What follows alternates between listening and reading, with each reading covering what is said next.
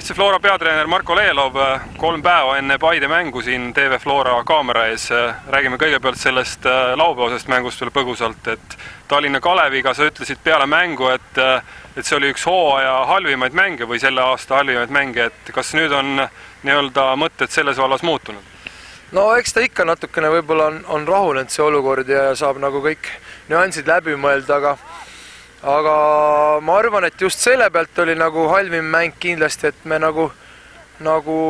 kuidas öelda, et psühholoogiliselt nagu võib-olla natukene põlesime läbi, et esimene mäng ja vastasel tegelikult midagi kaotada on, nad tulid nagu agressiivselt peale ja kahjuks me ei suutnud nagu söödumänguga hästi üle mängida, et need olid need pooled, jah, skoorilt ma ei saa midagi öelda, aga ütleme, et 50-50, et kindlasti seda ma ei saa öelda, et tulemusega võib rahul olla. Aga ma ei saa öelda, et tegelikult see mäng ka hea oli, et me peame sealt ikkagi edasi minema ja ikkagi tunduvalt paremaid mänge mängima. Me oleme siin nüüd ootel, et mis saab Sander Postist, et kui pikk see karistus tuleb, et oled ise ka kindlasti seda olukorda videovahendusel edasi ja tagasi kerinud, et mis see nii-öelda sisetunne endale ütleb? No ma arvan, et seal nagu olukord jällegi, kes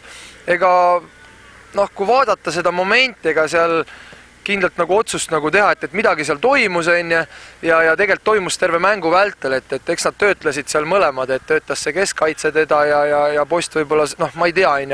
aga töötlus käis ja tegelikult igas jalgpallis käib see asi, et halb oli see, et võib-olla, et Sander ei suutnud nagu lõpuni siis nagu külma pead säilitada ja tekitada seda professionaalset olukorda, et ikkagi, et mitte nagu ärritada lasta, et seal mingi moment oli, et ta tegi tugevaks ja läks, kas ta nüüd otse lööma läks, ma ei usu, aga karistus, ma arvan, et peaks tulema, et 1+1 oleks loogiline, et mitte rohkem. Et seal on nüüd halba uudiseid natukene veel, et Rauno Sappineni olukord, et räägi võib-olla sellest ka siis põgusalt. Jaa, et Raunol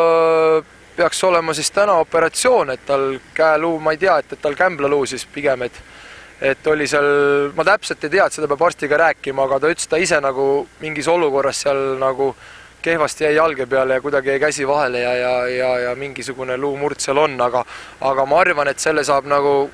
ütleme märtsi lõpuks korda, et Rauno kindlasti kõige olulisem hetk on kindlasti see aasta peale nüüd ütleme Flora esinduse pääsemist on ka see, et kuidas seda eliitraundi U17-ga nagu mängida, et see on tal kindel samm, et sinna ma arvan, ta saab kindlasti mängima. Suuname nüüd pilgud laupäeva suunas, teine voor Premium liigas ja vastane Paide linnameeskond. See, mis nad esimeses voorus näitasid Nõmme Kalju vastu, tähendab kindlasti seda, et tuleb jällegi üks väga raske mäng.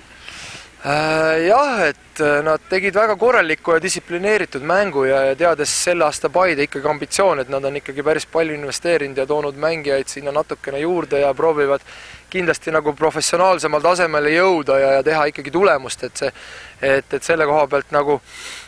ma arvan, et see mäng, mis nad 3-2 kaotasid, oli pigem nagu selline, et võib-olla Paide nagu ikkagi vääris vähemalt viiki sealt. Et nad sealt on kindlasti indu juurde saanud ja enesekindlust ja teades nüüd ilmastikuolusid, et praegu on siin 0 kraadi ümber nädala keskel, et nädala lõpp jällegi võib tulla siin -2–7 ja väljak võib minnagi natukene jäässe, aga ütleme, mõlemal on võrdsed võimalused, et siin ei ole nagu midagi rääkida ja Paidega tuleb kindlasti, niisugune huvitav heitlus, ma arvan, et kindlasti Paide, ma arvan, et hakkab lähtuvalt, vaadates Nõmme mängu, et lähtuvalt kaitsvalt nagu mängima ja meil tuleb see ikkagi see supp siis kuidagi lahti nagu arutada ja et võrreldes Kalevi mänguga, Kalev tuli meile külevalt peale, tekitas sellega probleemi, et võib-olla Paidega on siis natuke teistsugune mäng.